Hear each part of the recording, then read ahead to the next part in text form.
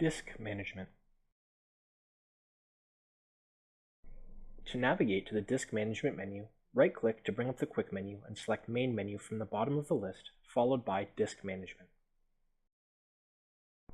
The Disk Management screen gives you an overview of the hard drive installed on your DVR, as well as any USB flash drives that may be plugged in. You have displayed options that will let you refresh the list, browse the disk drive, or format the current disk. Ensure the box in the first column is checked if you want to make any changes to the disk. Browsing the disk drive will give you more information about the currently installed disk, including how many snaps have been taken and how many are remaining.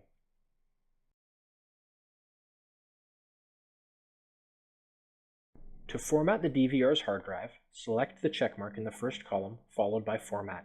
You will need to confirm your decision to format. Formatting the drive will erase any recorded footage or settings.